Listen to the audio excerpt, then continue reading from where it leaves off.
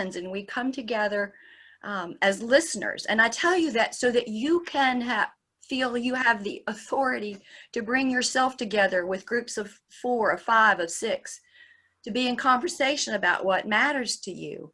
And so we aren't sponsored by any particular group. This is a group of 6 people with a vision and a heart and a desire to be in conversation and to share that conversation with you. So welcome and be empowered to do your work. It's important. We are Cynthia Heiser, who has a Episcopal priest and has a small retreat center here outside of Atlanta. Carl McColman. I'm mostly telling you this so you have an idea who's speaking and how to find them later. You don't need to worry about writing things down. We will send out major information about how to find these folks in an email, or you can Google their names. Carl McColman, Encountering Silence podcast, a lot of work, many books. You'll be able to Google that and find it. We encourage you for all of these things. Lerita Coleman Brown, peaceforhearts.com. You can find where she is doing, where programs that she's involved with. You can link it and find it, particularly Shalane. There are 2 programs having to do with Howard Thurman that you may be interested in. Stuart Higginbotham, priest, rector at Grace Episcopal in Gainesville, Georgia, and is kicking off a school for Christian practice. So there is a website for that, contemplativereformation.com. These people carry many resources and have their feet. It's a web.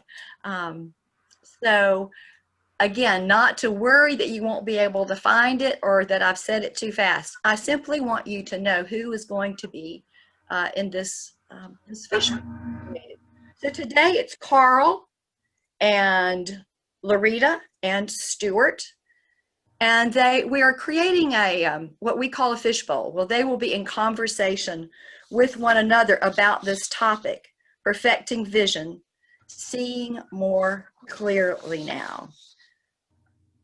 We are in such a different place in November than what we were seeing in March when we left our places of business and have reconfigured our lives, and we're still in the midst of it and trying to figure out what this looks like and what is our responsibilities to hold. And so we have invited them to think through this through the image of perfecting vision and seeing. And after I will be hosting, they will present, and then we will begin bringing on questions and others of you who are gathered for this event. And I do believe it's being recorded, so you will be able to listen to it later. I think that's everything I'm supposed to tell you. I know it takes a lot, even with Zoom, to get ourselves to the place where we can sit and be quiet and listen on a Sunday afternoon. So I'm going to begin by inviting us into a few minutes of silence. I'm going to ring the bell. Give us a few minutes, breathe, find your center, watch where your shoulders are, find your feet. And I'll invite you into your breath. I'll ring the bell now and again to end.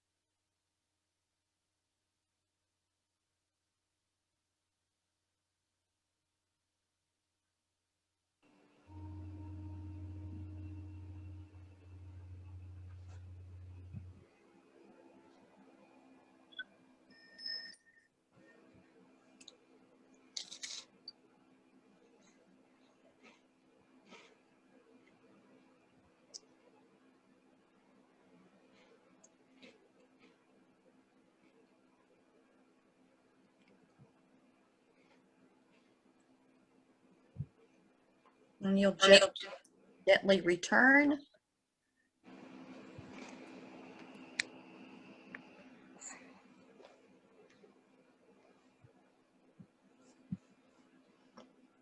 And we'll invite Stuart and Lerita and Carl into conversation on our behalf.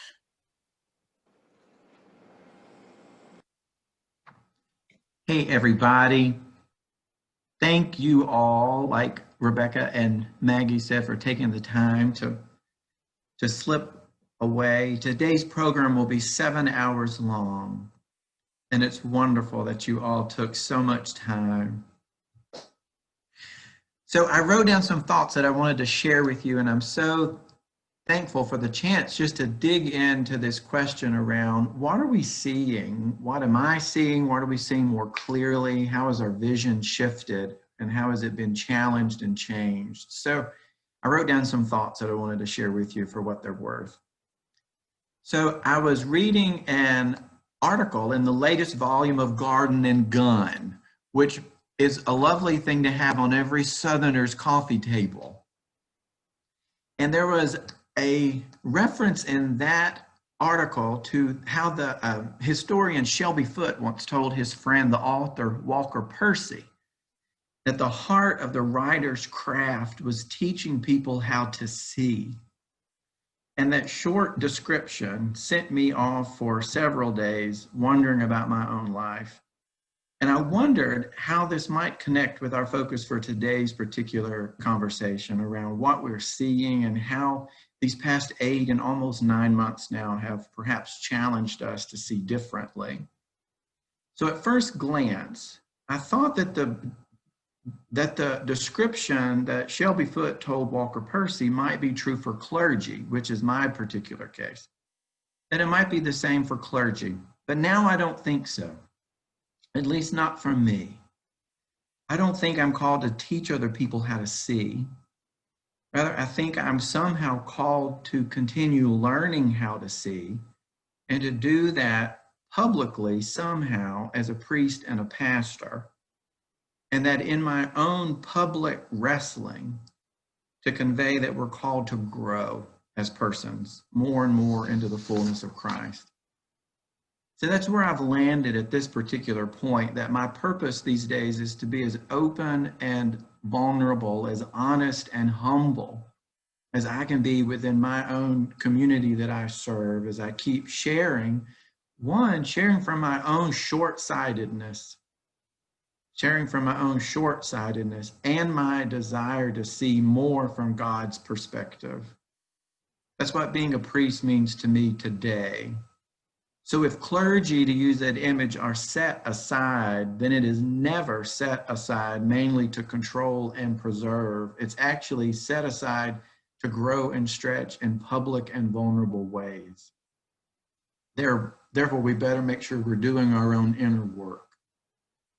So it seems a cliche to say that I've changed over these past 8 or 9 months, but I have. I'm sure we all have. The first dozen or so years I served as a priest were appropriate for their time, living and growing in the context of those days, and being limited and short-sighted in their own distinctive ways. So I serve as a priest in a very hierarchical church that's steeped in a tradition and ritual, filled with customs and a particular pride, a nostalgia, if we're honest, for the social prestige that we once had. Who else would dare to say that they had the national cathedral? I think you know what I'm saying. So on March the 13th, I met with my team and we packed up to move home. We thought we would be working from home for 2 weeks.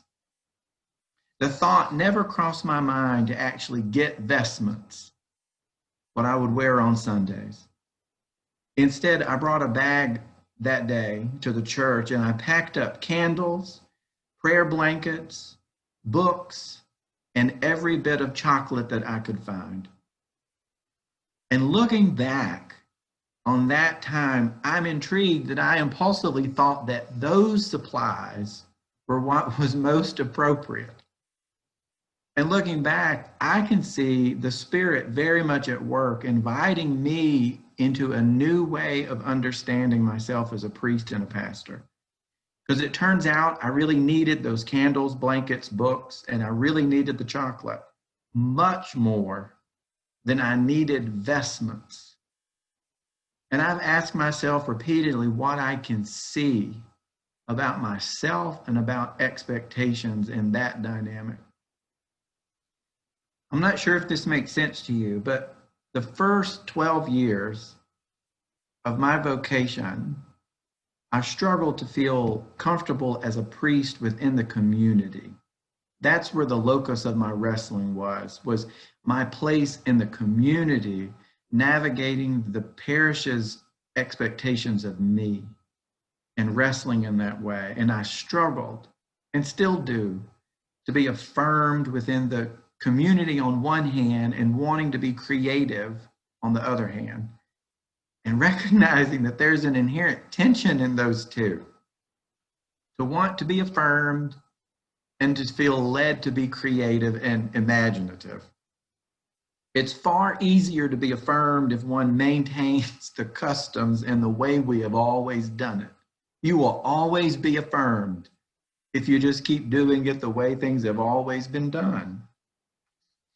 So I've looked at this about how what I've seen and how I've had to navigate the maintenance of the customs that I've inherited and navigate the affirmation that I desire from my people. Then came a situation where nearly every single custom was challenged. Even the core ritualized embodiment that gives us greatest meaning, Holy Communion. I went nearly 7 months without celebrating or sharing in the Eucharist. So looking back on that, noticing what I see, I ask myself, how did the absence of the liturgy transform me just as much as claiming that participating in the liturgy transforms me? How did the absence transform us just as much as sharing in it ever did? And how was I challenged to see myself and my community differently? So I've struggled.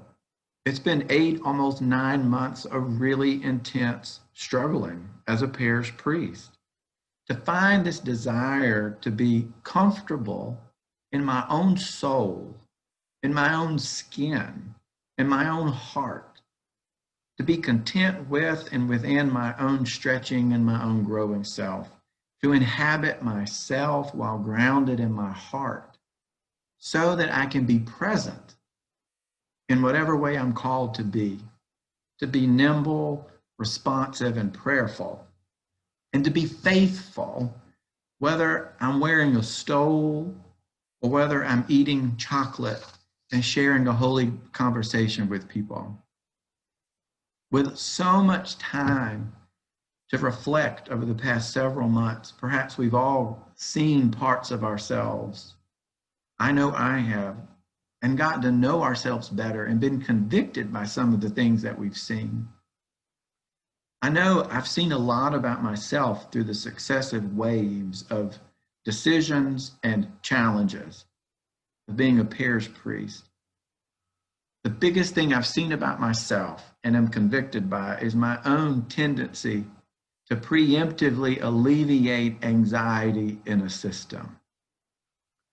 To smell it immediately, the first whiff of it, and want to do whatever I can to remove as much of the anxiety that I can out of fear. And that's what I've learned, that I do this out of fear that the entire enterprise will come crashing down if I let go for 5 minutes. I've seen my stress levels shoot up at 3 and 4 months in, only to hit a wall and really realize how little I was actually trusting in the Spirit's movement, how little I was actually trusting, and how easily I slipped into a mindset that I had to do more and more to be honest, so that the financial stability of our community was maintained, because I couldn't tolerate the risk and the tension and the fear of thinking this is all going to come crashing down on my watch, and I will be seen as the complete failure that I am and die on a dust heap of broken dreams. So I realized and have been able to see in my own self how little I have trusted in the Spirit, and how much, to put it one way, I talk a really good game. I talk a good game, but then in my own time of having to wrestle and to see how much that my own practice is absolutely essential for nurturing that deeper trust in the Spirit. Because resting in God sounded great. It sounded great. But the truth is that I was actually resting in the loop of my own endless worst case scenarios, steeped in a corporate mentality of scarcity. That was where I found myself. I was seeing through my own egoic eyes rather than the eye of my heart. And phone calls and meetings became a series of mirrors held up to me that repeatedly showed me my tendency to grasp and worry rather than trust. Not that I shouldn't be aware and shouldn't be concerned, but did I really think that the parish was so fragile that it would come crashing down so easily, and that the Spirit had nothing to do with it?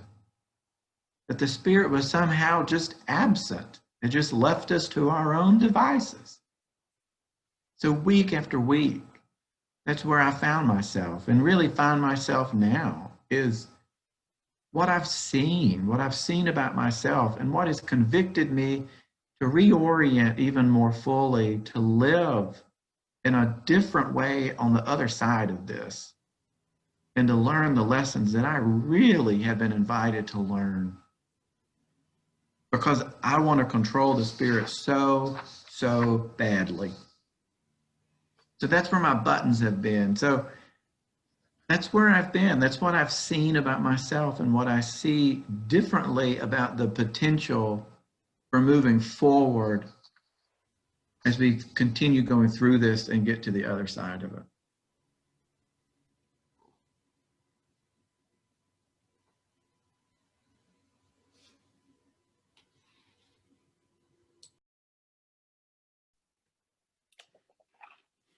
That was wonderful, Stuart. Thank you.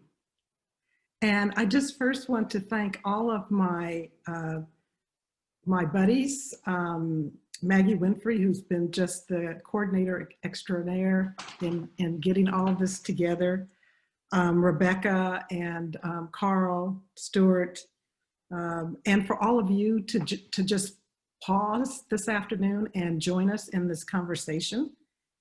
And I'm hoping that in all of this, that the Spirit will be able to provide you with a particular message that perhaps maybe you need to hear. There are a few things that I've noticed that I didn't realize were there, but that I became aware of, and other people as well have since that time. So I mainly operate as a spiritual director companion. And one of the things that I've typically asked people when they approach me about spiritual direction is, or begin, is, so tell me something about your spiritual life. And oftentimes what people will say in response is, oh, do you mean the last time I went to church? And I'm like, well, that might be part of one's spiritual life, but I'm sure there are other components to it. And so I think that having an active, vibrant spiritual life is what is required to get through a crisis. And I had, many years ago, I had a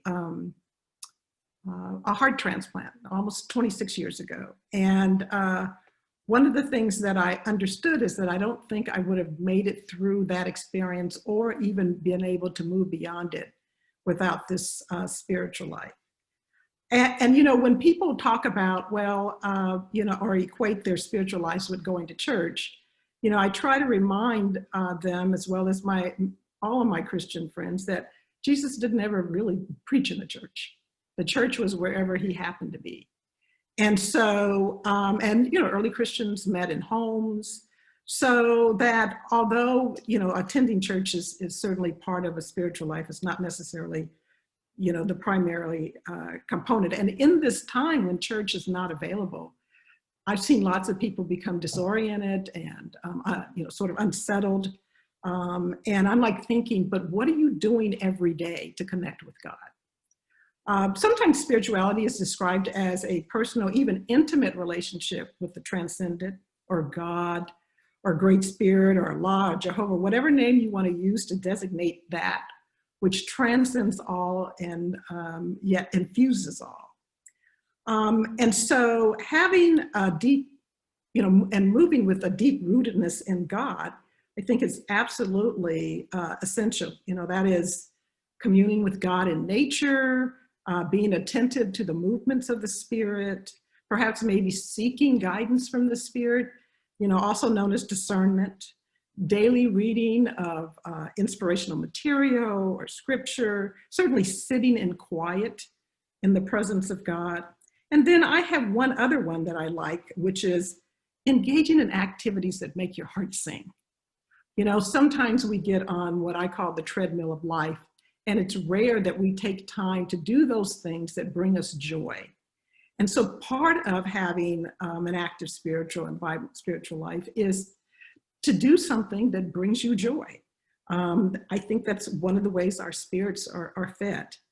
And so I, you know, have been encouraging people, now that you have more time or this extra time or whatever time it is, maybe this is a great investment for you. That, you know, for you to reflect on, well, what kind of spiritual life do I have? And what is it that I need to incorporate into my daily life so that I can stay grounded in the chaos and I can stay grounded in the whirlwind? Because, you know, we're living in a time that's every day, it's totally unpredictable as to what might happen. And so if you can have that intimate relationship with the Holy One, that's one way of staying rooted. And if you don't have one, I think it's a good time to ask yourself, why not? Because I have actually worked with people who feel like they can't have an intimate relationship with the Holy One. They feel like, well, they're not either worthy enough or perhaps maybe, you know, God is mystery to them. And so the thought of, you know, just being able to talk with God or to talk to Jesus would just, you know, be blasphemous in some kind of way. Second thing that I've noticed is that it's really important for us to attend to our inner life.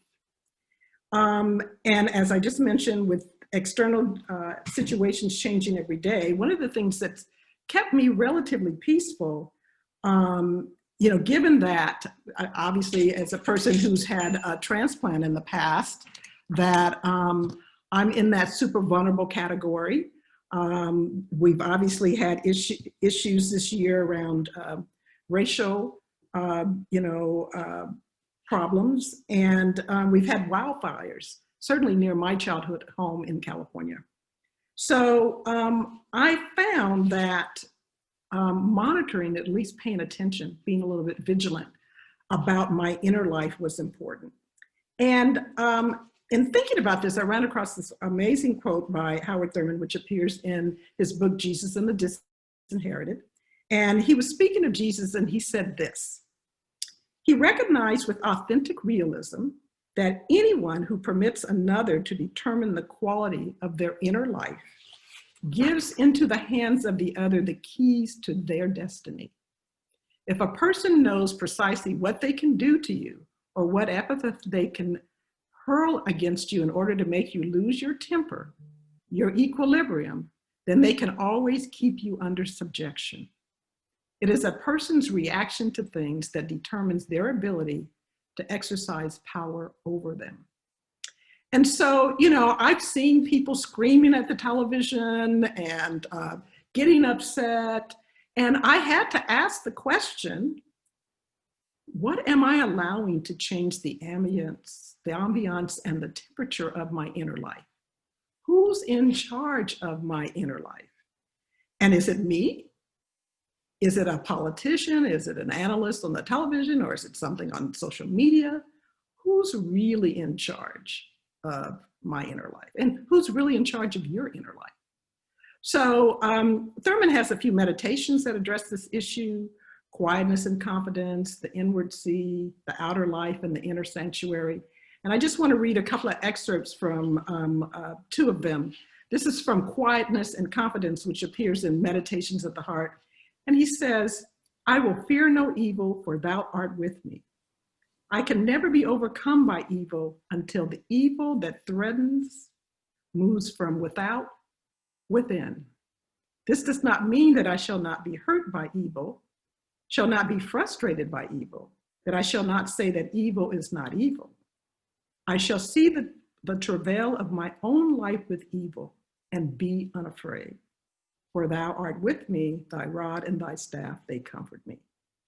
I think this is something, again, important for us to understand about when is it that we bring what is on the outside in the inside, and that it begins to, as he might say, poison or infect our inner lives. And then, of course, also in Meditations of the Heart, the inward sea. There is in every person an inward sea, and in that sea there is an island, and on that island there is an altar, and standing guard before the altar is the angel with the flaming sword. Nothing can get by that angel to be placed upon that altar unless it has the mark of your inner authority. Nothing passes the angel with the flaming sword to be placed upon your altar unless it is a part of the fluid area of your consent. This is your crucial link with the eternal. So Thurman would basically say that we do have some control over what we let in to our inner lives. And we need to pay attention to that. So I think it's important for us to think about, as we continue to move through this time of uncertainty, that if we can live from the love, the peace, and the joy of the eternal, which lies in this inner sanctuary, then we can bring more of that into the world, rather than allowing what's going on in the world to control our inner lives.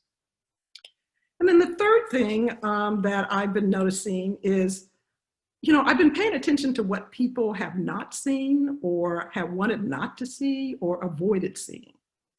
So one might say that contemplation or contemplative practice should not be a goal of just for our own healing, but the healing of God's beloved creation. So let's think about this. As with other disasters, there's going to be plenty of cleanup to be done with these multiple pandemics that have basically assaulted us this year. So what is the Spirit calling you to do? What is your role in the cleanup effort?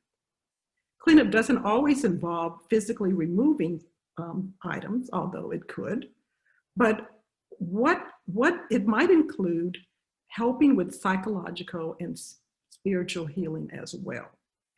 So when you think about some of the contemporary mystics like Howard Thurman, Thomas Merton, Richard Rohr, many of the Quaker mystics, and the Quakers believed that the divine light was in everyone, and that their contemplation should include nonviolent social engagement to enhance the lives of everyone.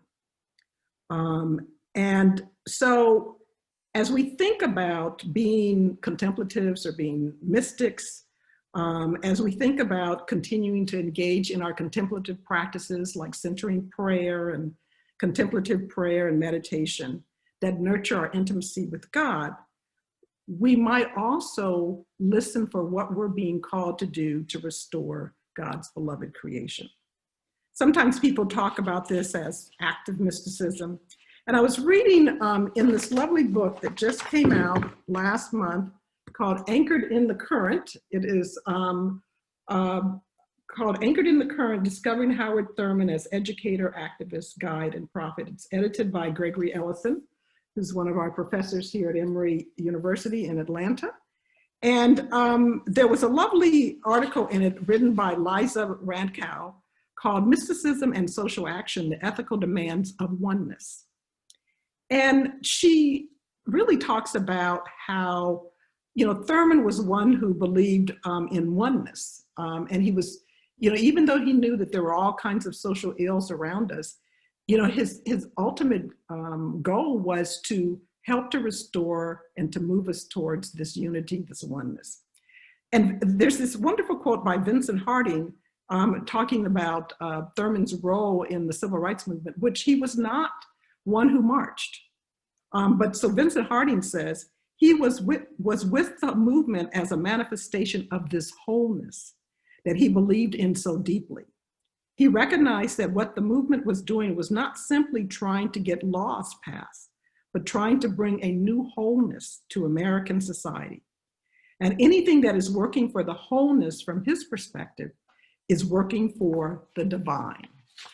So although I think people think of mystical experiences as extremely private, Thurman said, even in the moment of vision, there is a sense of community, a unity, not only with God, but a unity with all of life. And then Liza Randkow interviewed his daughter, Olive Thurman Wong, and about this sort of centrality of oneness in his life and thoughts and writings. And she says, and I think this is important to pay attention to, of course, oneness is an easy enough thing to bandy about. It is even an easy thing to profess until we realize that it must include not only the people we like and agree with, not only those to whom we are sympathetic, but also those whom we view as abhorrent, whatever side of the political position we may hold. We don't get to choose who we are one with, it's everybody. So I think one of the tougher elements of walking the contemplative path that people don't want to look at or pay attention to, or perhaps even avoid, is that contemplation draws us to oneness and unity, but it has to move us from or beyond what I call just us, not justice, but just us, or my side, or my perspective, to a gradual embracing of something bigger, something larger and more expansive than our own personal spiritual lives. So when we think about pandemic, that is an epidemic occurring worldwide or over a wide area, crossing international boundaries and usually affecting a large number of people, my prayer is that out of this pandemic that we're experiencing, that we may see that maybe one of the lessons we will at least acknowledge and begin to internalize is, and see, our interconnectedness with all that God created, thus sparking a sense of universal family. Hopefully we will not stagnate in this suffering or be wandering in the desert for like 40 years, right? Or as Stuart reminded me, as long as it takes. I hope it doesn't take much longer for us to get this, that we need to awaken to wholeness, to oneness, and to the sacred unity of our beloved Creator. That's it.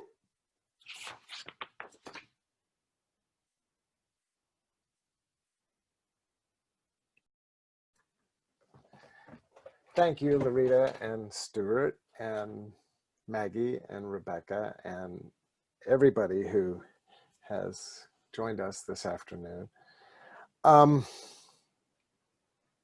My notes are not as, I feel a little nervous coming after the two of you, tough acts to follow, but I have a few thoughts here that I'd like to share. And I'm really responding. Maggie is the one who kind of did the marketing. I guess we can use that word, the marketing for this event. And she created that wonderful flyer, which I imagine most of you saw. And she asks two questions on that flyer. which of course emerged out of conversations that we all had over, several Zoom calls over the last couple of months. The first question, what are you seeing that you did not see before the pandemic? And the second question, how is your vision changing, and what might else look different after the pandemic ends?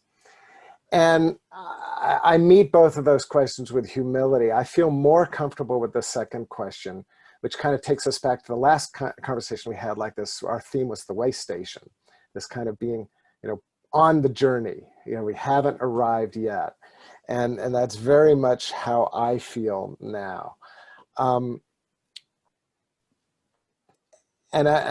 here's the heart of my anxiety. And I'm just going to, fools rush in where angels fear to tread, and I'm no angel. So I'm just going to rush on in, and I'm just gonna say it, is that I am grieving the rancor and the animosity that I see in our public life today. And that I feel that the pandemic has, even while it slowed us down. I live in Metro Atlanta, literally on a hill right above 285. And when my wife Fran and I bought this property in 1997, I used to live in Sewanee, Tennessee. I know Stuart went to school there, maybe some other folks here as well. And Sewanee is in the middle of nowhere. And at night, all you can hear are the crickets. Now, there are lots of crickets in Sewanee, so it's pretty loud, but still, there's this silence there. And we bought this house, and poor Fran, she just had to listen to me complain for months about having to listen to the traffic on 285.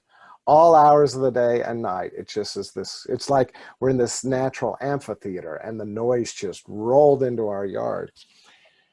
And for the first time living here, over 20 years, for the first time, I was not having to deal with that noise. That noise had not entirely vanished, of course, but had rapidly diminished, or so significantly diminished. And so we had this time of stillness, this pause, as I think a number of people have described it. I think Stuart described it that way a few minutes ago. And yet it seems to me that in the midst of this, we've had, rancor not only about the election, not only about the question of how do we navigate racial justice in our country, and how do we make sure all of our citizens are safe, and how do we, what is the proper role of law enforcement, all these kinds of questions. But then even to the question of, do you wear a mask in public? What does it mean to be social distancing? And let me tell a personal story. I'm a member of a parish in Decatur, Georgia. And a number of our parishioners are employees at the CDC. And so I remember in January having a conversation with a woman who had been a student of mine, and she's a physician. She works at the CDC. And I said, what's going on with this new virus, And we had this conversation, and she said, listen, here's what you need to know. Wear a mask, maintain social distance, and wash your hands. Those are the three things she said. Mask, social distance, wash your hands. Now, so I didn't get this from the media. I didn't get this from a politician. I got it from a friend, from a person who I know as a doctor, as a conscientious Christian, as somebody who I presume is conscientious with her work, because she seems conscientious every other aspect of her life. So naturally, it's just like, okay, wear a mask, okay, wash your hands, okay, maintain social distancing. And so I was stunned to see that it became a political issue, that this became a matter of controversy. And I'm nervous even saying this, because with 90 some odd people here, chances are, just among us, there is a diversity of opinions. And so I really am not interested in talking about how my side is the right side and the other side is the wrong side. Yeah, there's plenty of that discourse going on. Just go on to Twitter or Facebook, and I'm going to get to Twitter and Facebook in a minute. But the reality is that if something like wearing a mask can become a flashpoint for angry, heated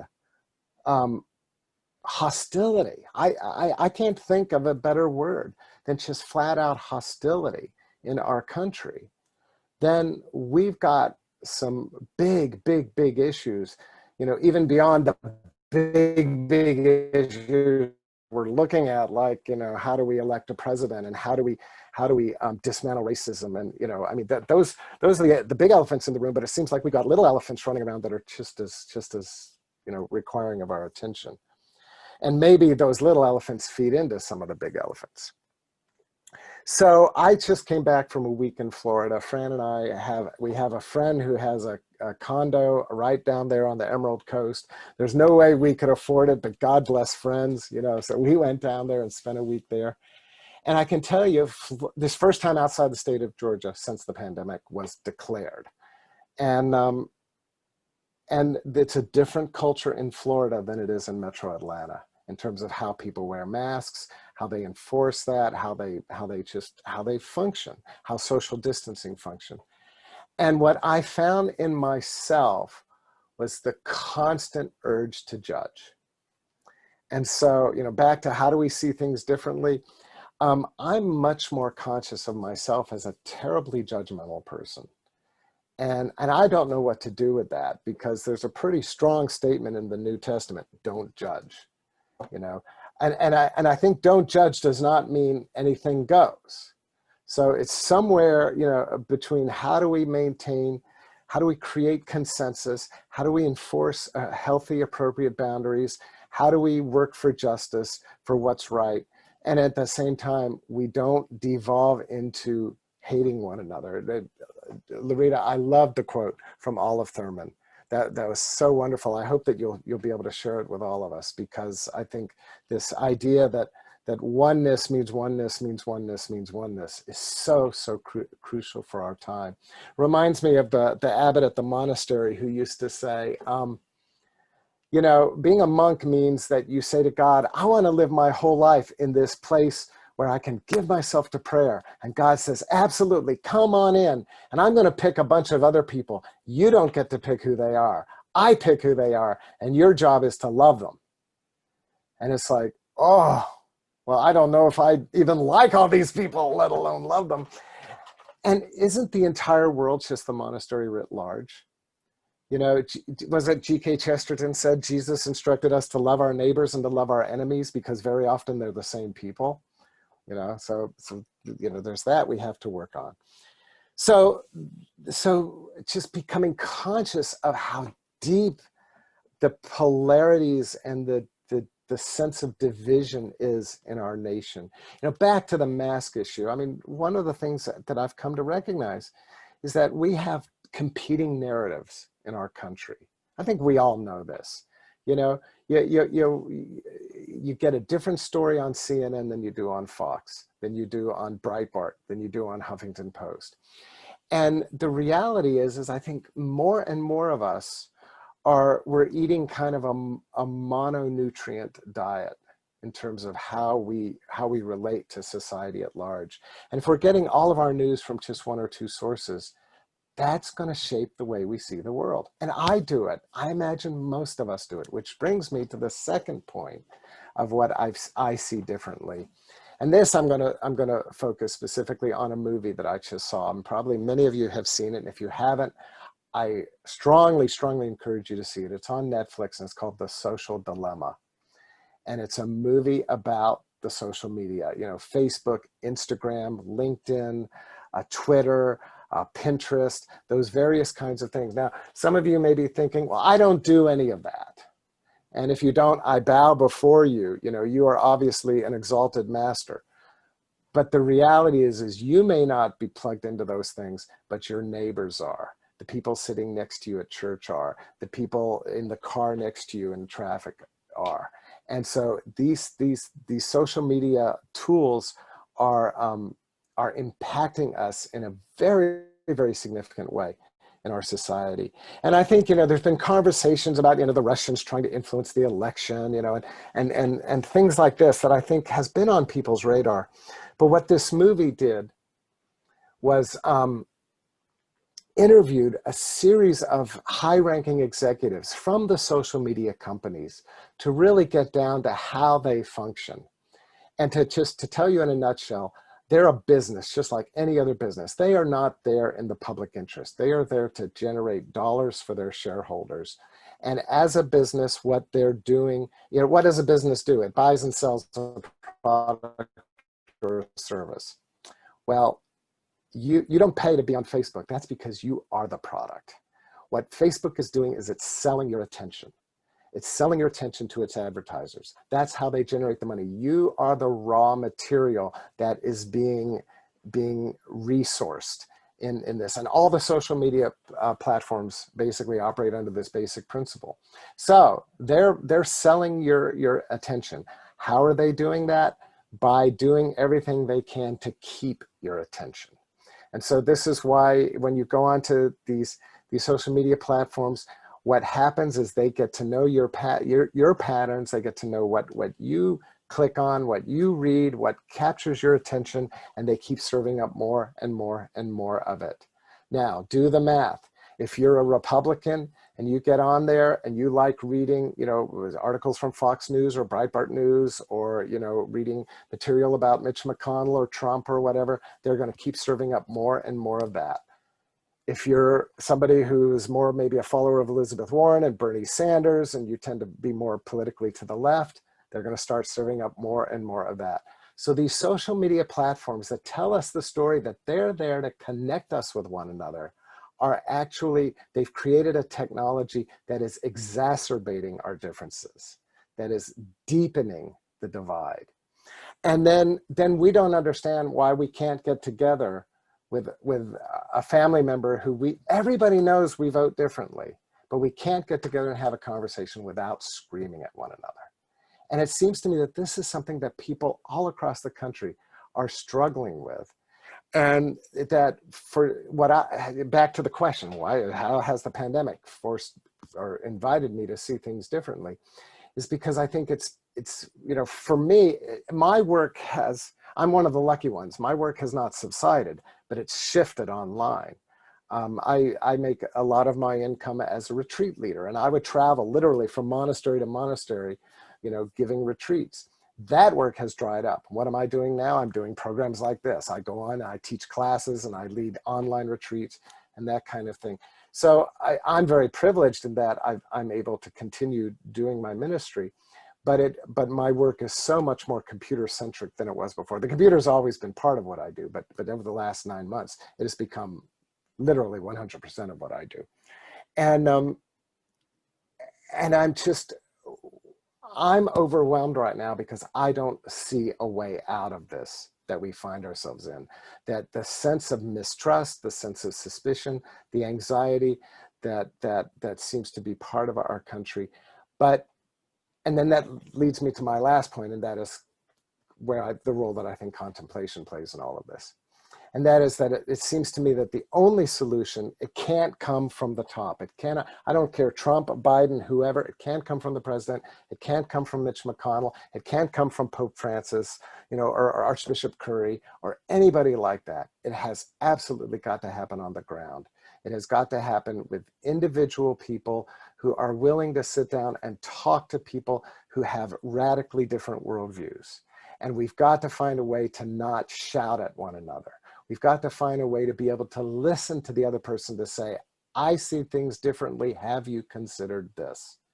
We've got to restore that capacity for robust but civil debate in our society. And so to wrap up my comments, I want to just share 2 quotes to you. They both come from Anglicans, so with a big kiss to Stuart. The first one is, let me see if I can find it on my computer. Hold on one second. There it is. First one comes from an Anglican theologian named Kenneth Leach. And Ken writes, and he's writing, both of these quotes are about contemplation. Contemplation has a context. It does not occur in a vacuum. Today's context, and he's writing this back in the 1980s, today's context is that of multinational corporations, the arms race, the strong state, economic crisis, urban decay, growing racism, and human loneliness. It is within this highly deranged culture that contemplatives explore the waste of their own being. It is in the midst of chaos and crisis that they pursue the vision of God and experience the conflict which is at the core of the contemplative search. They become part of that conflict and begin to see into the heart of things. The contemplative shares in the passion of Christ, which is both an identification with the pain of the world and also the despoiling of the principalities and powers of the fallen world order. And then the second quote comes from Archbishop Rowan Williams, who used to be the Archbishop of Canterbury before he retired. He gave a talk on contemplation to a synod of Catholic bishops in Rome. In fact, it was the first time that an Anglican prelate addressed a college of bishops, a Catholic college of bishops in Rome. So it's kind of a historic occasion. And on this historic occasion, he chooses the topic of contemplation. And he says in part, I mean, the whole talk is 18 minutes long, but in part he says, contemplation is very far from being just one kind of thing that Christians do. It is the key to prayer, liturgy, art, and ethics, the key to the essence of a renewed humanity that is capable of seeing the world and other subjects in the world with freedom. Freedom from self-oriented, acquisitive habits and the distorted understanding that comes from them. To put it boldly, contemplation is the only ultimate answer to the unreal and insane world that our financial systems and our advertising culture and our chaotic and unexamined emotions encourage us to inhabit. To learn contemplative practice is to learn what we need so as to live truthfully and honestly and lovingly. It is a deeply revolutionary matter. So taking these two quotations together and putting them, again, these are from years ago. Leach was writing in the 80s. The Archbishop was speaking around 2012 or so. But it seems to me their words are prophetic and they're more relevant to today than ever. You know, contemplation has a context. The context we find ourselves in is the pandemic, is the social unrest that has followed the killing of people like George Floyd and Breonna Taylor. The ongoing kind of sense of division that social media seems to make worse instead of better. You know, the situation that's happening right now with the election, all of this is what it means. This is where we are. This isn't a dress rehearsal. This is not a drill. And so the question becomes, how do I respond in a way that generates light instead of heat? How do I respond in a way that brings people together rather than just causes me and my loved ones to retreat further into my shell? You know, I mean, I'm never going to have the platform that, you know, Donald Trump or Joe Biden has. I can't move the nation as a whole, but I can affect my relationships. And I think that, you know, there's 90 of us here, there's 90 opportunities to affect our relationships in a better way. And I think this is what contemplation calls us, is how can we make a difference right where we are without worrying about the world at large? And so, you know, this idea that, you know, and then the Archbishop talks about, don't trust our financial institutions, don't trust Madison Avenue, advertising culture, entertainment culture, Hollywood, none of that is going to save us. What is going to save us is our own capacity to listen and to see. It's interesting because he talks about seeing, and our theme today is seeing, to learn to see the world from a place of freedom. So that freedom has got to come, I think, again, from within, but also, you know, from, and to bounce back to Stuart, you know, the theme of Stuart speaking was trust. And I don't trust naturally. I'm the kind of person, when my mother told me she loved me, I wanted to check it out. You know, so I just, you know, learning how to trust has been a long-standing journey for me. But I, again, if I'm serious about being a spiritual person, I have to do it. You know, and so I think trust is like a muscle. And if you're not good at trusting in a big way, learn to trust in little ways. And I think, again, one of the problems with our, you know, fighting over masks and the political situation we find ourselves is that there's been such a breakdown of trust in our society, not just trust of God, but trust of one another. And we've got to find a way to begin to rebuild that. So you know, I'm sorry if I'm kind of being a Debbie Downer here, but I really think that what the pandemic has enabled me to see is just the challenge that we face on multiple levels, but also a renewed belief that contemplation can be a key to facing those challenges. So now I invite Stuart and Lerita and Carl to be in conversation with each other what you heard. And from there, we will move out in a circle to some other questions. But I invite you now to be in response to each other and let us overhear.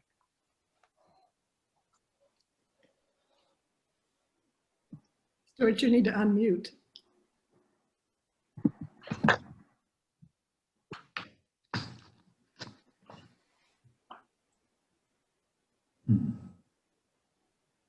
And then there was silence. But silence is good.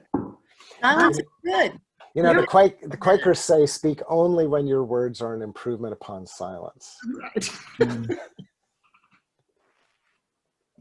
There was so much great stuff in that. And Stuart, I love this idea that you had this need to kind of remove the anxiety rather than to allow people to sit with it. You want to talk a little bit more about that? Well, yeah, I mean, that's the story of my family system in a nutshell, you know, which we all play these scripts out, don't we? And, you know, how odd to be within a particular denomination that calls you father. It just begs for playing out family systems right and left, you know. And I mean, I noticed, you know, there are only 3 numbers each year that are carried up the pipeline within our parish, within our denomination, probably within any, that are quantified. And it's average Sunday attendance, total membership, and budget. And those are the only 3 numbers that get sent up the chain, where then, you know, everyone can puff their chest out and say how wonderful of a clergy person that they are because they've had all of these increases. Well, I mean, this has been such a painful thing when all of those are challenged. You know, and just the pressure that starts to build as the months went on, you know, and you would go to finance meetings and vestry meetings and you would feel that sitting there and, it, you know, this sense of, well, at any minute the bottom's going to fall out. You know, it's only a matter of time. You know, and then the impulse in myself, the way I'm wired, was to find some way to preemptively absorb that and take it out of the room, which made it totally about my cleverness and made it about, you know, finding different skill sets. And it was very manipulative and, you know, and I mean, to be blunt. And so I hit a wall. I mean, I hit a wall, and luckily my personal doctor's on our vestry, and she noticed it and noticed that I was hitting a wall and I couldn't sleep. You know, I was taking it out on my family, and just having to be really honest about that and say, what is playing out here? You know, and to go back to what we've talked about, with me, it was trust. You know, with me, it was trust to say, this parish has been around for 190 years. I mean, a tornado blew it to bits, and it still managed to come back and has thrived, you know. Well, Carl and I have had that trust conversation before, but, and you know, partly for me, as I described to him some time ago, that I got thrown into the deep end of the trust pool when I had a transplant. I mean, it's like you either have to trust or it's just going to be a hell all the way through. So, and you don't know, I mean, you have no control over what's going to happen the next day, whether you're going to be in rejection, whether you're going to be in the hospital, you know, whether you got some infection. And at some point, you have to kind of just surrender, really. You know, it takes a while, but because otherwise it's just horrible. Yeah. But what's good sometimes about that kind of traumatic experience is that then, because you had to practice those skills, you could take them into the next situation, Yes. you know, that you find yourself in. But as I had underlined on my paper here, practice. Practice. And, you know, as a society or culture, we don't like to feel uncomfortable. Mm-mm. So, you know, take a pill, something, right? So that we don't have to feel uncomfortable. And sometimes you do have to feel uncomfortable in that kind of transitional space or something, you Yeah. know, where you're learning how to trust, but you're not quite fully there. Right. I mean, I remember, I think when I knew I had hit my wall around totally relying on myself was in a finance meeting when we were trying to decide how to invest these funds in a new audio visual framework that would keep people engaged at the level that they had always been engaged. And someone on the finance team said, Stuart, sell it to me. Sell it to me why we should invest all this money. And I broke down crying. I was a heap. I remember saying, I mean, here I am with these older men, which are my Achilles heel anyway, and broke down crying in a finance meeting because I couldn't hold it anymore. And I couldn't figure out the answer, you know.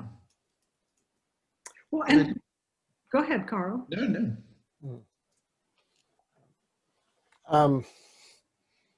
My heart is just breaking for Stuart. You know, because isn't this, I mean, this is something I struggle with my work, because, as you know, here I am, a spiritual writer, and yet I'm functioning in the world where I'm constantly having to justify what I'm writing and what I'm saying, you know, and I mean, even doing online work, you know, how will this reach a certain number of people? And, you know, and this, you know, and yet isn't this how our world works? That, you know, that we, you know, we have to justify what we do. And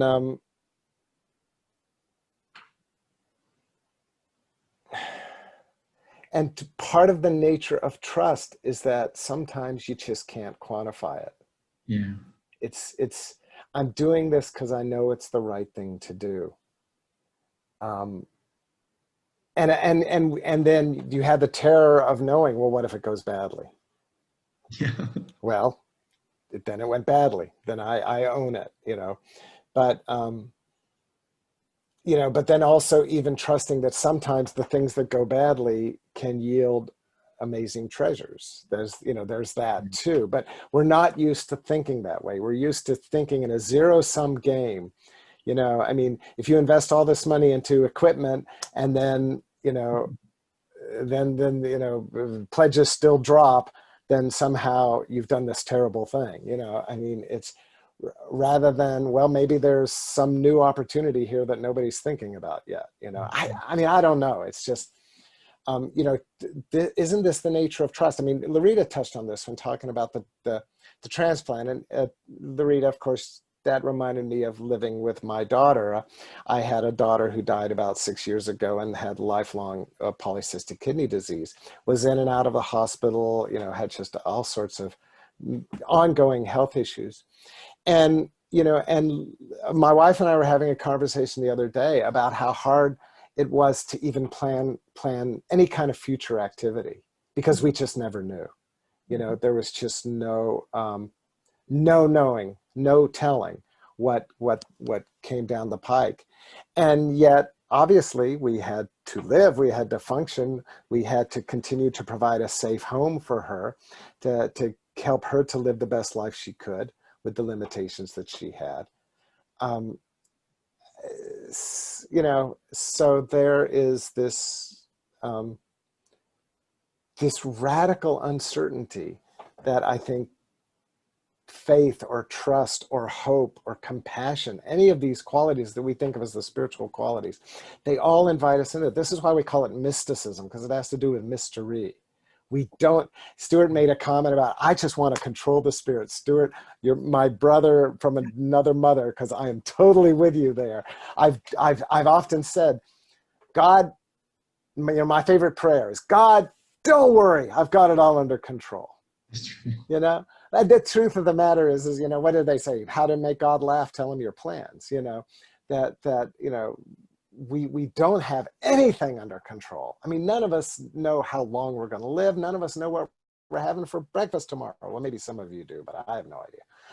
And so this is the reality in which we find ourselves in, and yet we've all got this need, this impulse to control. What is the definition of a control freak?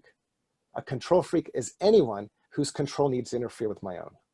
That's all a control freak is. So how to step out of being a control freak to being that person of trust. This is, again, back to contemplation. Because what is contemplation? It's a gesture. It's a gesture of release. Was it that Keating says? It's consent, a gesture of consent. And I think the reason why we do this for 20 minutes twice a day is because we're bears of little brain, and we don't know how to just release. We don't know how to just step into, and and so it's like, Stuart, you finally got church budgeting figured out, and God said, well, here's a pandemic, play with that, It's like, but this is the nuts of it, is we're all in this together. We're all in this together. And then what are we doing? We're fighting about masks. I mean, it's almost funny if there wasn't a tragic quality to it, and real pain, because people have lost their lives and have lost their loved ones, and and their livelihoods. I mean, I understand the impulse that we've got to reopen our business, because we got to eat. It's not like my side is all the angels and the other side are all the horrible, evil people. That isn't how it works at all. And yet that's what Facebook would have you believe. We've got to overcome that. So. Well, Stuart, I was also intrigued with the idea of, trying to figure it out. And, I have a lot of people who will say in spiritual direction means, well, if I can just figure out, and I'm like, well, have you ever thought about not trying to figure it out? Right. And or maybe asking for guidance.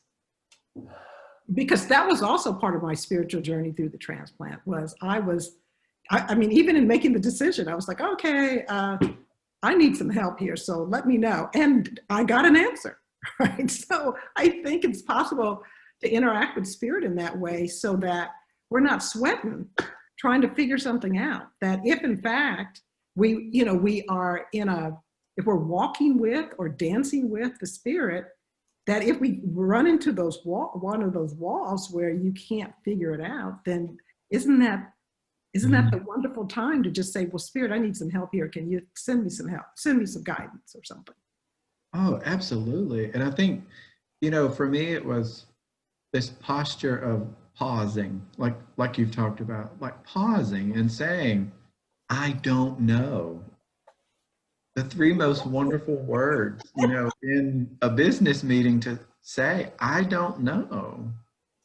And then putting it and inviting the group as the gathered community to really say, let's spend a week discerning this, and we'll gather back next week. And what's really critical, we'll stay present, and what's not, we'll not. And trusting that the Spirit is in that. I mean, that is such a hopeful, piece of this, to actually see that in the middle of a crisis, to see that work and that growth start to happen. And then that builds its own momentum up, that you can trust more and say, we really can listen to each other, and we can listen through each other. Really pay attention to that. I hear the three of you really speaking in a way to radical uncertainty as part of the human condition. And what's on our plate currently has been as the way we framed this afternoon is the pandemic. And of course, there are other things that have arisen for us when we have had to stop and look ourselves in the mirror. But in a way, we live with this radical uncertainty as part of being human. And the questions that you're answering and holding is, what are these core pieces? And you're naming trust, you know, you're naming vulnerability, you're naming the capacity to self-observe yourselves. There's a beautiful piece of work that you're naming for us that is true of living, particularly when we run up against our expectations that have been completely shattered. And then we ask, well, where did we get them from anyway? One of the questions I'm watching come up in the chat is, well, where, in response to this, where do you find hope? Is that too large a question to think about addressing? Great question. So and just in response to what you just offered, Rebecca, you know, one quote that I remember by Marcus Borg is, there's a difference between belief in God and faith in God. And he says faith in God requires radical trust. And so I think that's sort of where, you know, that the faith component, the trust component comes in is, you know, there are certain circumstances that require, I mean, if we have this radical uncertainty, then we, you know, need to practice that radical trust that comes with that.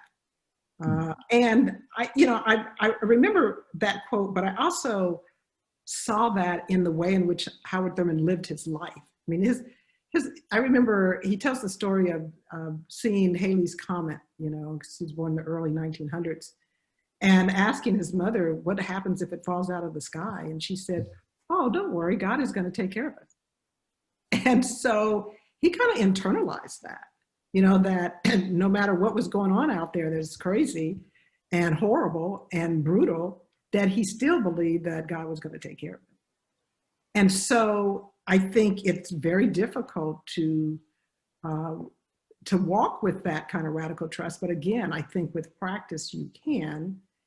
And so what gives me hope is that I do believe, as the Quakers did, that we have this divinity within us. It's kind of like our own, you know, personal, or not personal, spiritual GPS. And that it's like a homing device. I think it's trying to get us going in the right direction. And we, in having egos, can decide to go on a detour anytime, as many of us do. And, you know, our life could be the detour. I don't know, but I mean, I sort of feel like in some ways, you know, that at least for me, I certainly didn't start out spiritual. I mean, you know what I mean, in sort of having a practice or anything.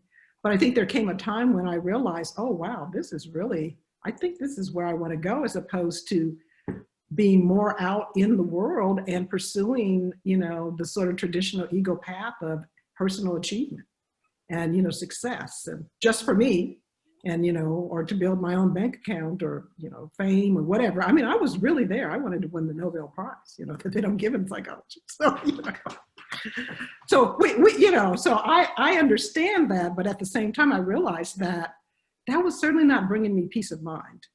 And it was not helping me in my daily life of feeling contented. You know, there was always, oh, I've got to do this next thing, as opposed to, you know, taking a different route of saying, you know, I'm here for God and for the oneness. And so let me figure out what Spirit has asked me to do today. You know, and it's a totally different way of sort of being in the world. But I think because I believe we all have this divine light, some people are more aware of it than others, that's my hope, that, you know, eventually more and more people may awaken to that. And that by being a person who models what it means to be waking up, that, you know, I think that attracts people to, you know, that way of living. I think for me, what gives me hope are my people. be honest. You know, the number of times when I felt so isolated, you know, we all did when this first started and we were stuck in our homes, and I would walk out to check the mail and there's a handwritten note from someone on the finance committee, you know, and there are cards, and I needed to be reminded, like you said, Lerita, that scarcity is an illusion, and that my parish, so this entire time to me has felt like a renewal of my ordination vows, like an 8-month-long renewal of my ordination vows, like the liturgy that never ends. You know, in the sense of what are the most essential pieces? And what is the stuff that I really can let go of, if I can allow myself to let go of it? You know, and you know, to Nancy's question that she put in the chat, the thing that concerns me, to put it that way, if that's the way to phrase it, is that we'll forget. I don't want to forget this. You know, I don't want to forget what this feels like, the good and the bad, you know, all of it, because it's becoming more and more clear that it is such an extraordinary season of transition and growth. And to just celebrate that, if that makes sense, without denying any of the suffering and any of the pain, but to say there's a realness and a clarity and an intention now that I hope we never lose. I hope we just continue to build on it.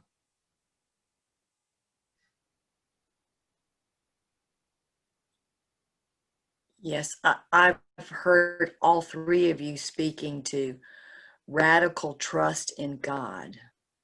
And as people of faith, you would think we thought about that a lot.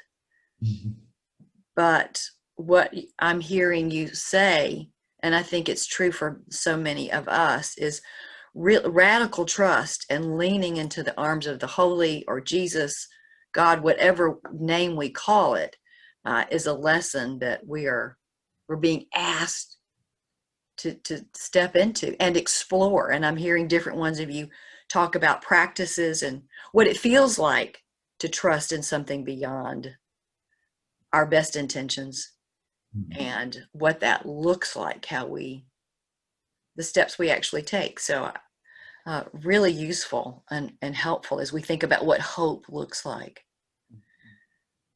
Yeah, I jump in there too, Rebecca, to just underline what I think both Lerita and Stuart have already said, that, you know, that hope is in our relationships. Hope is here on the ground. Hope is in our neighbors. Hope is in our family and friends. You know, hope is in the small acts of kindness and compassion and consideration, the everyday heroism, the healthcare providers who've been on the front line day in and day out, you know, trying to help the people who've been sick with COVID. You know, you don't have to be a Mother Teresa to be a hero. In fact, I would argue that if you got to know Mother Teresa, she was just another person too, who was just trying to do the best she could. And for some reason, you know, again, our media culture will fixate on a Mother Teresa and blow her way out of proportion. But we got to remember, for every one Mother Teresa who got the Nobel Prize and who got the big media saturation, there's 10,000 other Mother Teresas, or 10 million other Mother Teresas who live in our neighborhoods. And the work that they're doing is no less vital and no less important just because it's on a smaller scale. Because I believe that's how the Holy Spirit works, is that she inspires us on the small scale, in the local. And so, you know, it just seems to me that that's where we can find not only our hope, but our path forward. It's just with each other.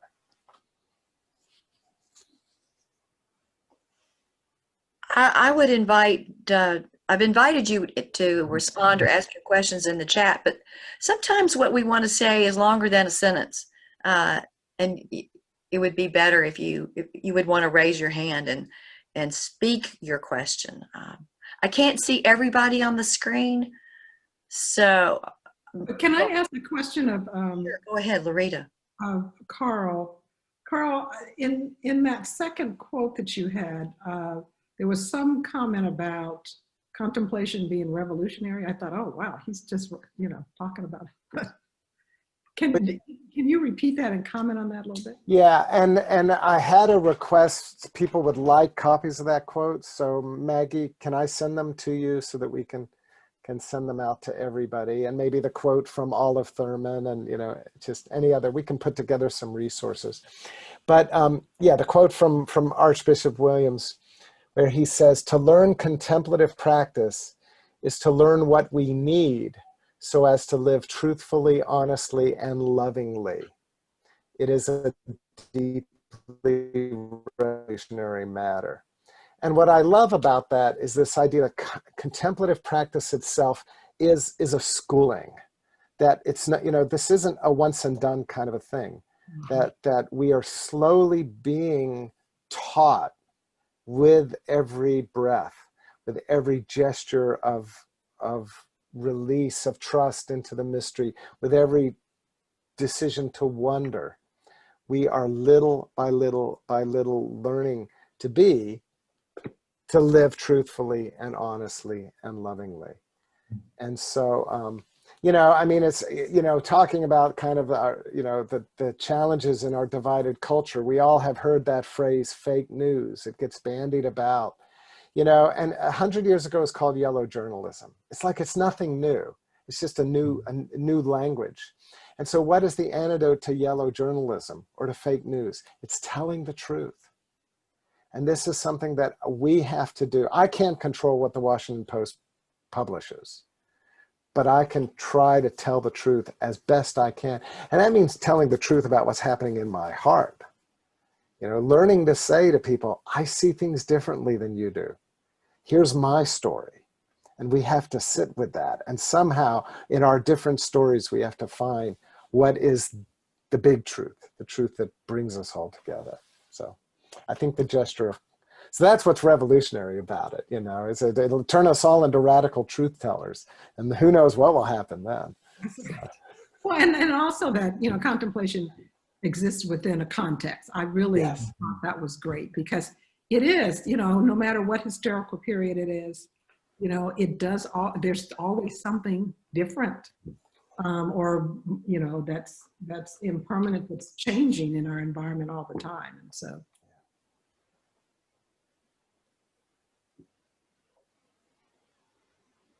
Hey, so I think you answered my question, Carl. Actually, it's funny because the thing I'm wondering about is we're in this period where it seems to just be this need for a goodly percentage of our country to have a victimization narrative. I'm not speaking of, and don't hear me, I'm not speaking of Black Lives Matter, because that's not what I'm talking about. I'm talking about, in particular, white people who and others who are in the majority, racial majority, and in the cultural majority, and people who are refusing to operate within the bounds of empirical truth.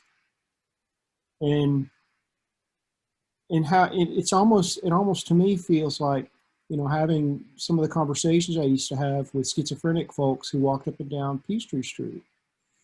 And I think you answered my question a little, because there were two parts really to your response. One was patient listening, and the second was, well, here's how I see it. But I guess what's hard about that is you don't always get reciprocated on the here's how I see it half. And I think what you answered for me was, then that means we have to continue doing the important inner work to be able to be more patient. A couple of years ago, I attended a wonderful workshop. I think it was right after the 2016 election. So this would have been the summer of 2017.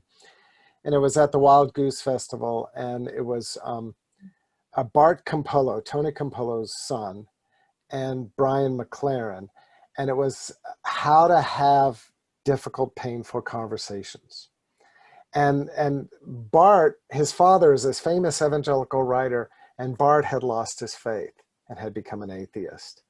And so they gave 3 examples, and the 3 examples was that you voted differently from everyone else in your family, that you were an evangelical and had to acknowledge that you were gay, or that you didn't share the same faith that your family shared, or your family or your friends or whatever.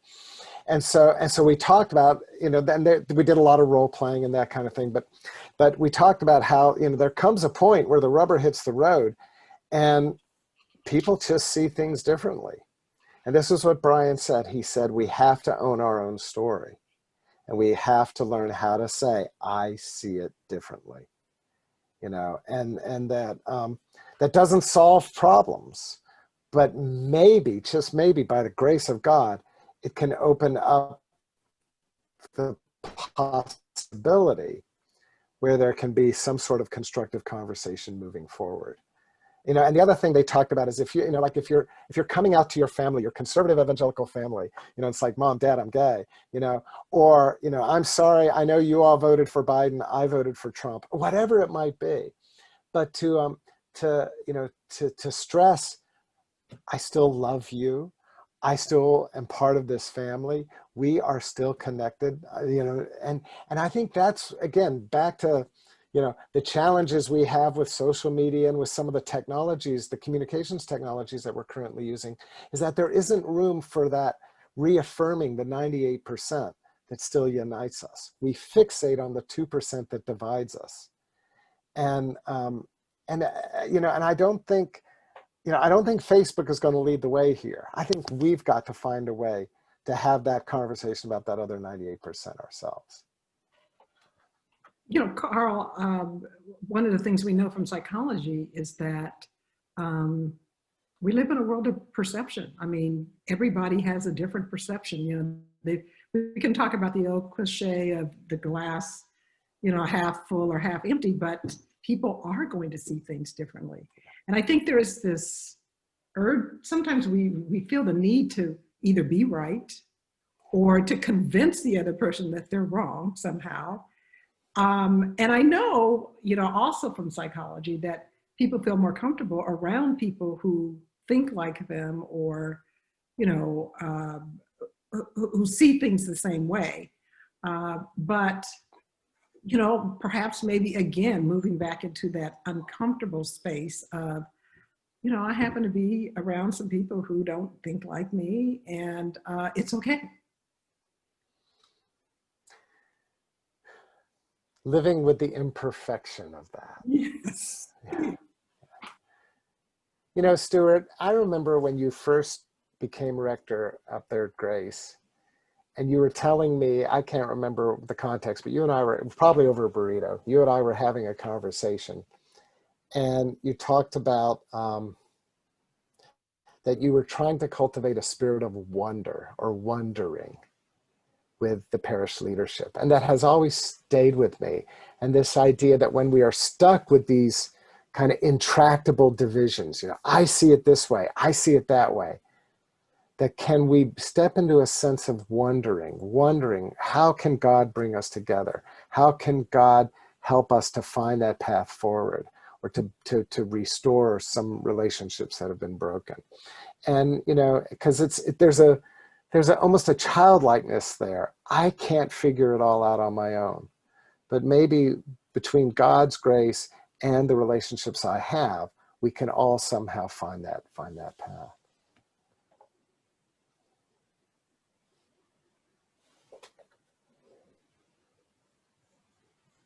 Yes, someone's naming that great tool curiosity. Yeah.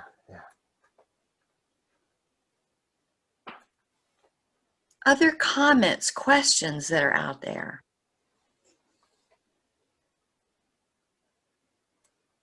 Maybe we can ask Kathy Harmon Christian to read this quote by James Baldwin. Kathy, can you unmute yourself? Yeah, I'd be happy to. So as I was listening to everyone, this just came to me, and I just wanted to share it, that we can disagree, unless disagreement is rooted in my oppression and denial of my humanity and right to exist. And this has been a very important standard for me of weighing issues and actions. And, you know, throughout scripture, God does take a side. God does take the side of the oppressed, the widow, the orphan, the stranger. And for me, when I evaluate wearing a mask or not, I take the side of those who are vulnerable to COVID. I take the side of wearing a mask. For the reason that I just gave, that those who are most vulnerable, that a lot of times disagreement or agreements can be too kind, too cordial, and they mask the truth of the difference of existence that some people bear more than others. So I just wanted to put that in there for reflection.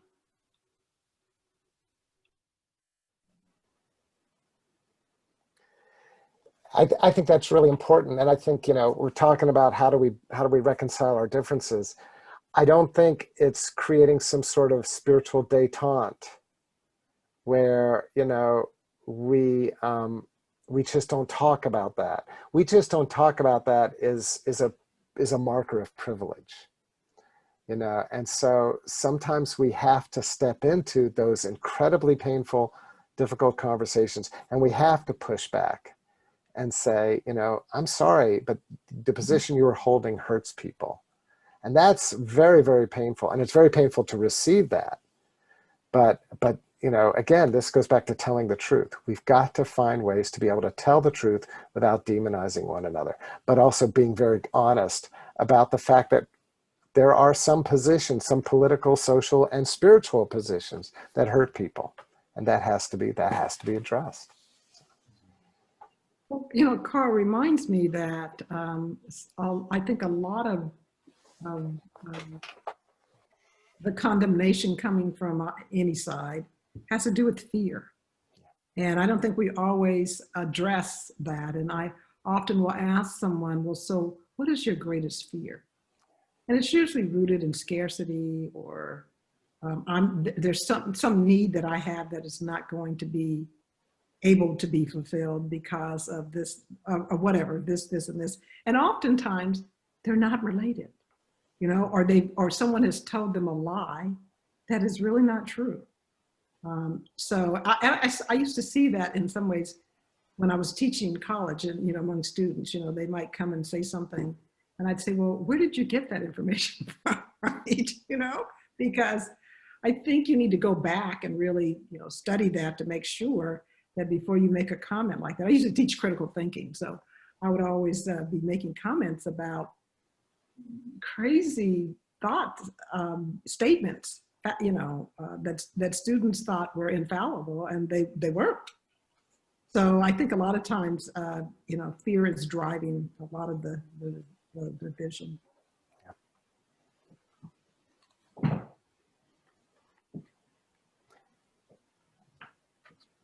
Carl, do you see the question? What is your definition of truth? Mm. Go ahead and go for that. What was it that Jesus said when they asked him his definition? I'll go with what Jesus said, but you know, I'm science positive, so there's a level on which truth is that which can be verified. But you know, interior truth maybe is a little different from exterior truth. You know, to go back to the mask issue, I mean, I certainly do support wearing masks because I think there's solid scientific evidence that people wearing masks and socially distancing flattens the curve of the transmission of the disease. So there you go. On the interior level, obviously, I can't comment on your experience of God. I can't comment on what, you know, on your sense of what is beautiful or what is true or what is good. But hopefully, as we all tell our respective stories, that somehow what we can find is, I don't know, a fit or an appropriateness or a resonance that can help us to see the difference between you know, I'm being led into deeper compassion versus I'm being led into deeper narcissism. And that's painful because I think none of us are infallible. And so, you know, in our interior lives, we have the capacity to fool ourselves, which is, that's a hard pill to swallow. But if we can bring some humility to that and then have a sense, you know, back to curiosity, it's like, wow, I have this experience of God. Let me be curious about that and maybe reflect on that in light of the context, in light of my relationships, in light of my community, and those kinds of things. And I can then maybe, you know, discern what is real and what maybe is more of an illusion. So I think, you know, it's funny because the whole postmodern thing, the truth is not out there. Truth is just a social construct. Maybe I'm a little more old-fashioned, but I do think that as a community, we can sense that interior truth. We can sense together. We can discern. And then in terms of, you know, is it raining or not? You know, all you have to do is look outside, and you know whether it's raining or not. And it's the same thing. You know, does racism hurt people? You know, the evidence is pretty unequivocal. So I think that we can. You know, we can find what is real and what is not real, but we also have to be like scientists and be willing to sometimes revise our, you know, what we see in light of new data. I think it was Stuart, and Stuart, God bless him, the internet. He's a victim of the internet right now, but Stuart is the one who said, if you haven't changed your opinion in the last 5 years, you're probably a fundamentalist. You know, it's like, whoa, you know, that's something I think all of us can reflect on, you know. It's like, you know, yeah, are you willing to be shown where your opinion is not complete? That's a marker of, I think, being a contemplative. I'm back. I was He's back. Okay. But they sent you back, huh? Yeah, I got raptured, but then they sent me back.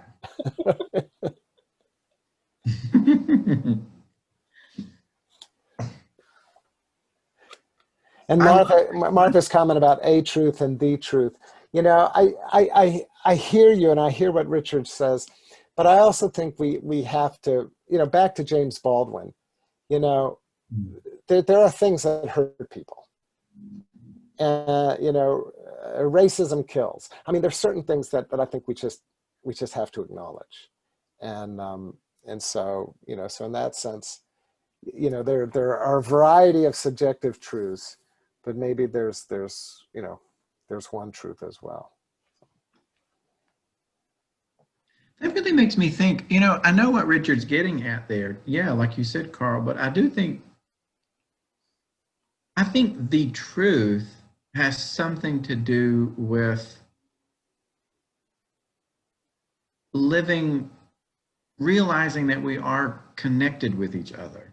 And there's a whole genre that goes along with that. Like you live, you know, that question, I mean, I tell my parish a lot, it's like, you know, to the question, am I my brother's keeper? Yes, you are. You are your brother's keeper. You are. That we live for other people. So you're going to get love back, to go back to the scarcity piece, because other people are living for you, but you live for other people. So I think that for me, like the truth, that gets close to it. The, you know, command to love that we hear over and over in so many different ways, because we need to hear it in different ways. And I think it's foundational to who we are. And for me, it goes back, it's always my root tension point. Am I going to grasp? Am I going to consent? You know, am I going to trust? Am I going to cling? Am I going to control? You know?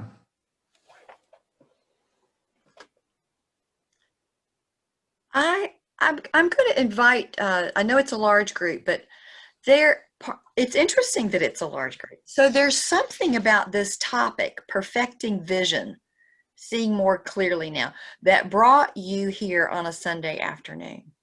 And you may have your own reflections that you would that you would like to share with us? Is, for something like this, there's an itch, a dynamism. Is there a question you want to ask? Is there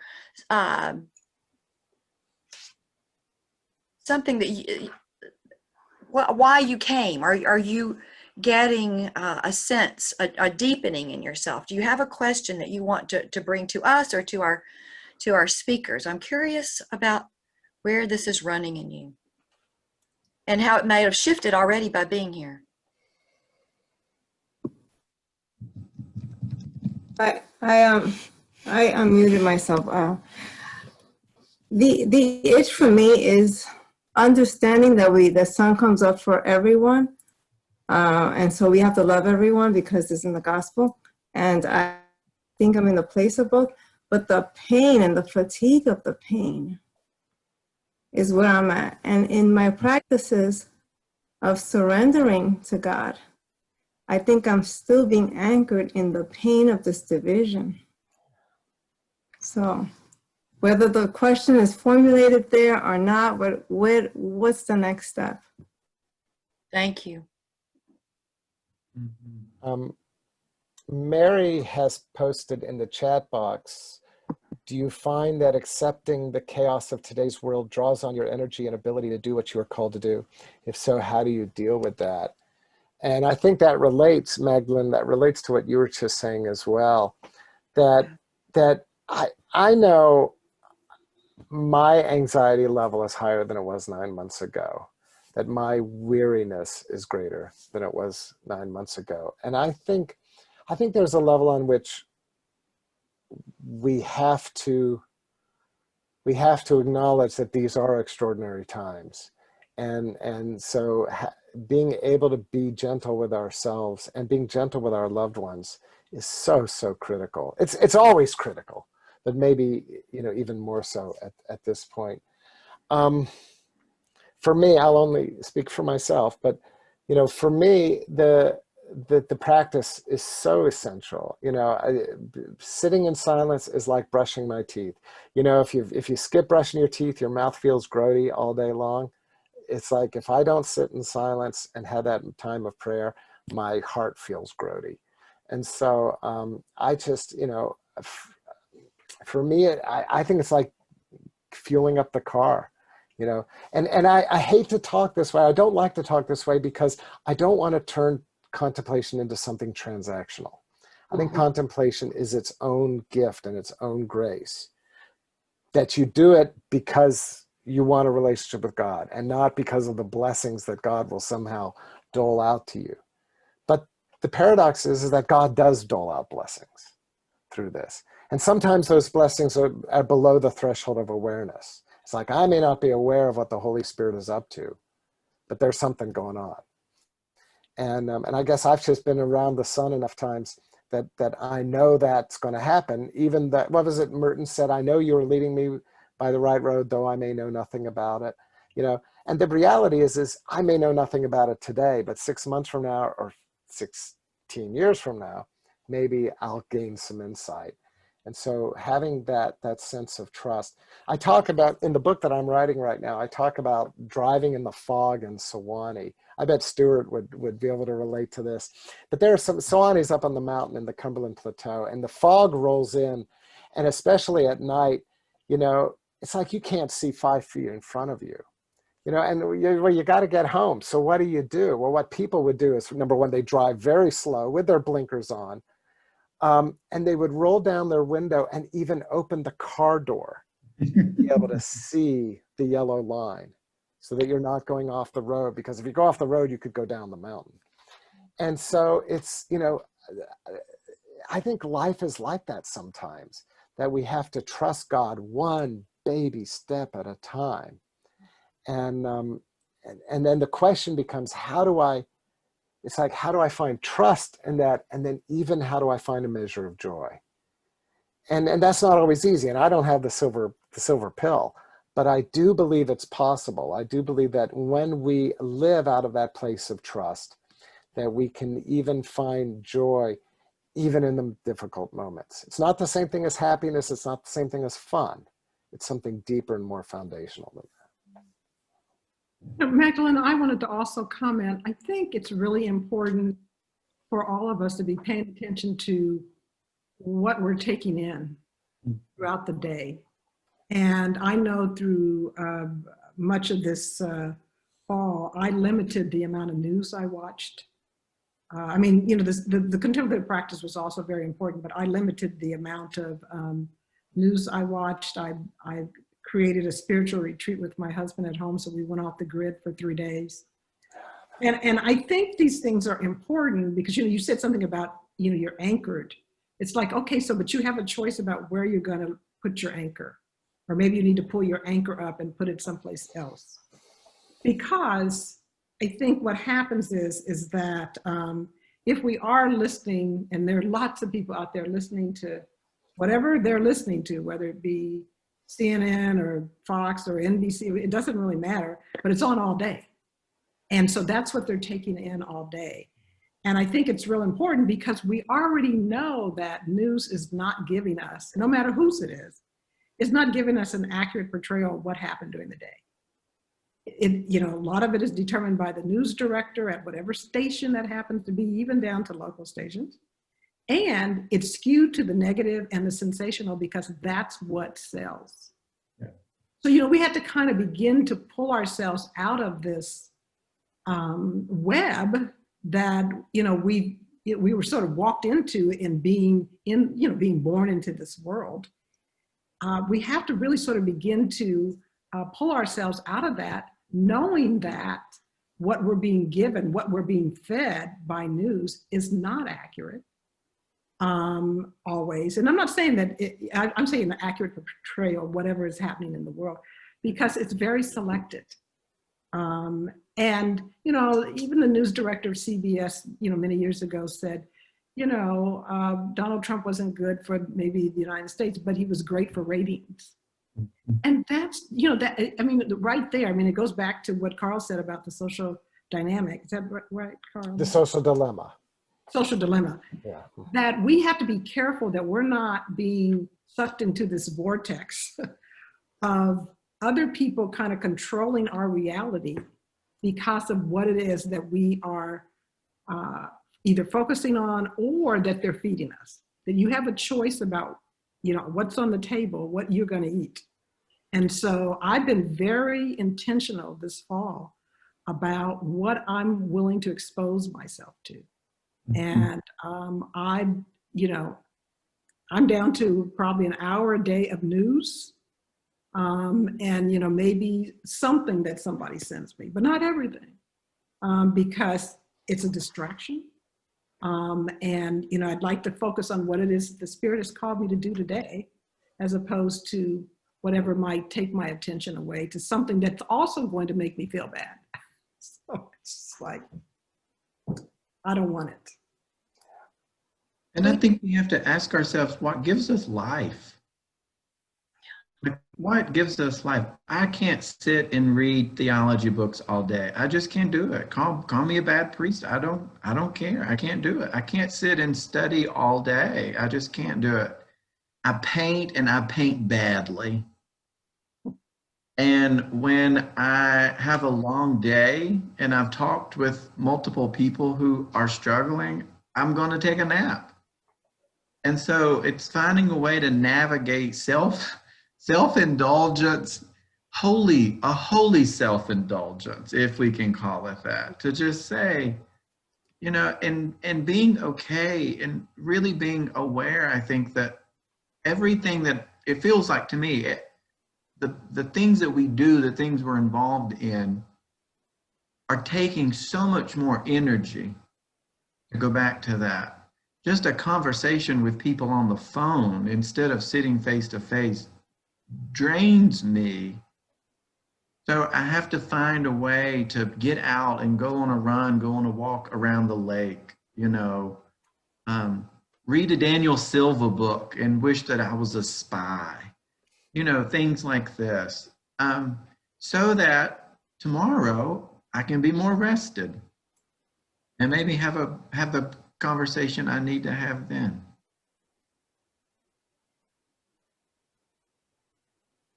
So self-care is so important, as one of you just said. I know we don't have much time left, but I do want to ask this question of you so that as it will resonate for you later. And that is, what is on your heart? I think it's so important for us to be able to take the time to come together and be able to articulate what it is we've been carrying around and continue to carry around. If someone has something particular they want to voice as we began gathering our circle to a close, we'd be glad to hear from you.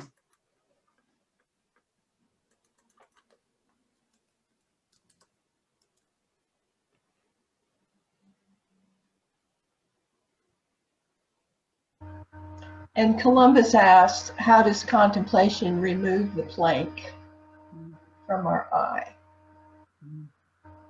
Can't believe he asked such a deep question. Well, I would argue that contemplation helps us to see the plank in our eye. Yeah. And that maybe, that's kind of like, if you think about recovery, that's step number one. Yeah. So maybe the removing of the plank, that requires some grace, but being able to see that it's there is probably an important first step. Self-awareness is key. Compassionate self-observation is key. Yeah. Yes. But it does. I mean, it kind of shakes you up. I've been, involved in contemplative practices probably for 35 years. And, it's almost as if it's like a chipping away. I don't know, of the shell of the ego. It's just a little bit. And every now and then there's kind of like a shift. But you're like thinking, oh, wow, was I really like that? Oh, my goodness. But yes, and now now you see some other aspect of yourself that, you didn't see before. So it's wonderful. And I also, in response to Magdalene too, is that I don't see contemplative practice as an escape, but more like a renewal. It's like plugging into the universal electricity, and you get energized, because if you're in if you're in the world today, period, but particularly if you're in any of the helping professions or in healthcare, any of that, you need a place to just shut down from everything in the world and just be with God and just be quiet.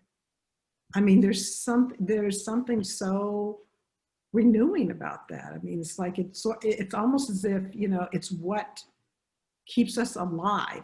And like alive, all caps.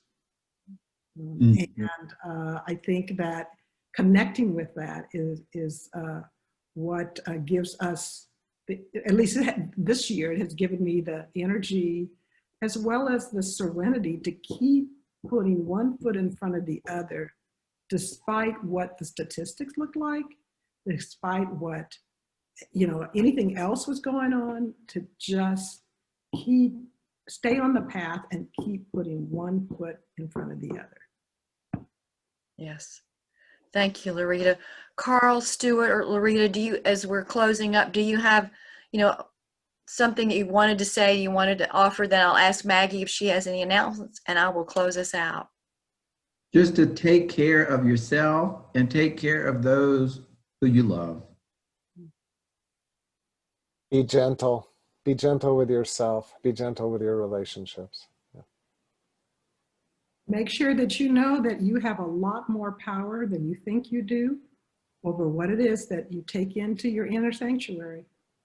And it's really important that you don't allow other people to determine your reality for you. Thank you all. Maggie, do you have any words for us, like announcements, things you need to tell us as we close? Well, and thank you everyone for coming. It was wonderful being with you. We hope to send a survey out. We'd love to hear your feedback and find out if you want more events like this.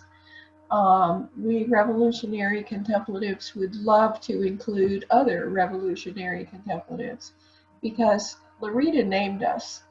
She said, by the act of doing contemplation, it's a revolutionary act. Now, I guess that came from Howard Thurman, but so we're being revolutionaries by contemplating, and I would urge you to continue your practice. I've doubled down and it's paid off. So thank you, everyone. Thank you, Maggie. Just, we've created a powerful circle today. And I know you have others. Draw on your circle and know that there's strength in so many places. So thank you. Thank you for joining us, and keep pulling all this energy. We created a good pool today. It's right there. You come back to it. Thanks. Thank you. Thank you. Thank you. Thank you very much. Thank you. Thank you. Bye now. Thank you very much. A blessing. To you too. Thank you, everyone.